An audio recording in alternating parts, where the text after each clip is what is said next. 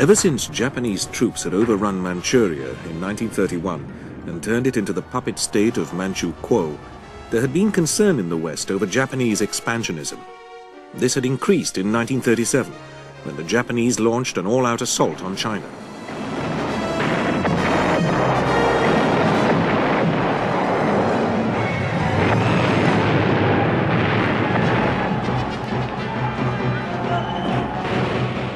But the Western powers were not prepared to risk war with Japan. This was even though Western warships like the American gunboat Panay were bombed by Japanese aircraft. Yet Japan did apologize for this act. She did so because she had a major weakness, which the West threatened to exploit. This was a grave lack of natural resources. Japan was heavily reliant on imports of tin, oil, rubber, and other essential raw materials. She therefore dare not provoke the West too much. In the meantime, the Chinese struggle against Japan did have Western moral support. Their leader, Chiang Kai-shek, also began to receive American loans to enable him to purchase modern weapons and equipment.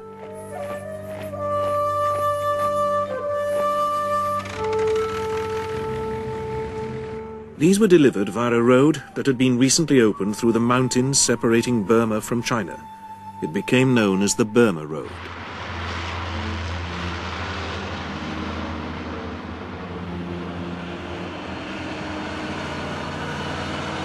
In July 1940, a new and more militant government took over in Japan. This looked to making the country economically independent of the West by carving out an empire in Southeast Asia through removing the British, French, Dutch, and American presence from the mineral-rich territories there. This plan was called the Greater East Asia Co-Prosperity Sphere. In order to counterbalance British and American opposition to her policies, Japan signed a tripartite pact with Germany and Italy in September 1940.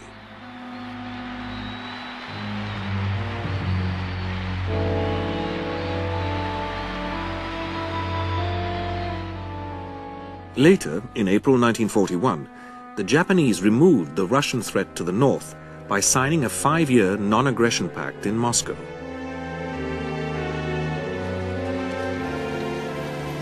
The Japanese now turned south to French Indochina, demanding and gaining military bases in the north from a weak Vichy government.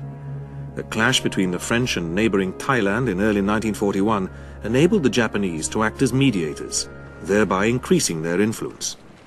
The French were now powerless to resist further demands, and in July 1941, the Japanese occupied the whole of French Indochina. The reaction of the Western democracies was to freeze all Japanese assets, which cut off 90% of Japanese imports at a stroke. This forced the Japanese to adopt a more conciliatory attitude, especially towards the Americans.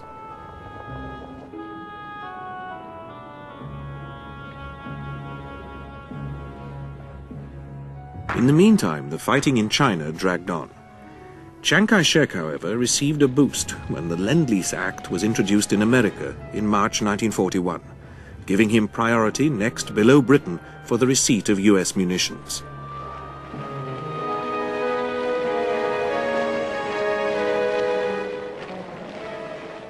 One of the subsequent results of this was the dispatch to China of 100 P-40 fighters, with volunteer pilots to fly them.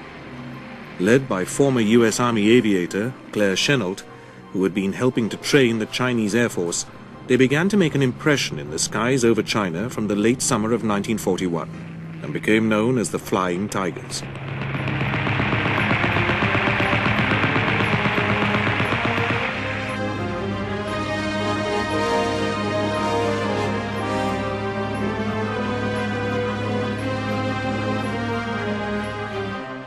Japanese Premier Prince Fumimaro Konoye hoped that he could achieve an understanding with the United States. But American insistence on total Japanese evacuation from China was an obstacle that could not be surmounted. Consequently, in October 1941, Prince Konoye resigned, and was succeeded by General Hideki Tojo, a leading hawk. He was determined that Japan must become self-sufficient in raw materials. He was prepared to withdraw from Indochina and parts of China, but only if the United States lifted its trade embargo and helped Japan acquire the oil, coal and rubber-rich Dutch East Indies. This was unacceptable to the Americans, who again demanded that Japan withdraw totally from China. By now, though, Tojo had decided that war was probably the only answer. Plans for it had already been laid, and Japan was poised to take a path which had earlier been spelt out by the Chinese ambassador to the United States. Let us hope that this threat of a complete economic blockade may be sufficient to bring Japan to her senses before she plunges further in the direction of a national harakiri or national suicide. The architect of the Japanese attack plan was Isoroku Yamamoto, Commander-in-Chief of the Navy. He recognized that America's overwhelming material strength would be the deciding factor in a protracted war. Consequently, the Japanese must quickly gain all their objectives. Yamamoto considered the U.S. Pacific Fleet as the main obstacle. It must therefore be destroyed at the outset. The question was how. The clue, he believed, lay in the highly successful British carrier-borne aircraft attack on the Italian fleet at Taranto in November 1940. If the Japanese carrier force could get within range of the Pacific Fleet base at Pearl Harbor without being detected, it could launch a similar strike. This is what the Japanese Navy began to train for. The attack on Pearl Harbor was to be accompanied by others on the American Pacific islands of Wake and Guam, the British colony of Hong Kong, the Philippines, Malaya, Dutch East Indies, Solomon Islands, and Burma. The Americans believed that the Philippines were likely to be the main Japanese target. Consequently, with the agreement of the Filipino government, former U.S. Army Chief of Staff Douglas MacArthur, who had recently been advisor to the Filipino Armed Forces, was appointed to command the defense of the Philippines. U.S. aircraft were also sent there. The British, too, had reinforced their small garrison in Hong Kong.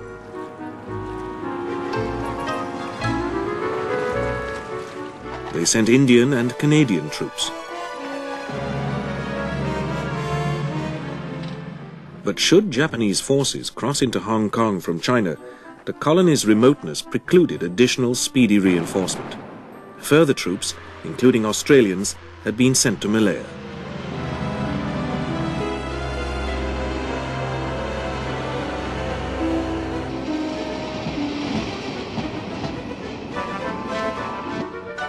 Air reinforcement included these Lend-Lease Brewster Buffalo fighters. 2 British capital ships were ordered to Singapore, the Prince of Wales and the Repulse.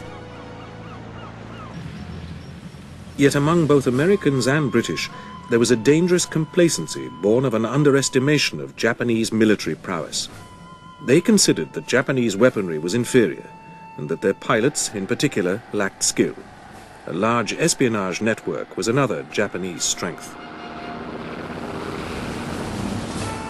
A further factor ignored by the West was the banzai culture with which Japanese soldiers, sailors and airmen were imbued. The highest honor that they could gain was to be killed in battle for the emperor. Surrender was considered a disgrace. On the 26th of November 1941, the Japanese fleet, including 6 carriers, set sail for Pearl Harbor.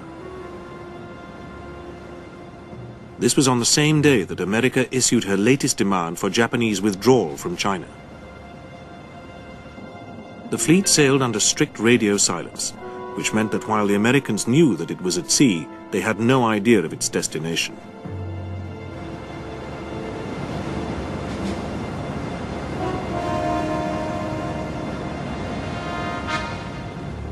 As the ships steamed ever closer to their target, the Japanese envoys in Washington continued to negotiate.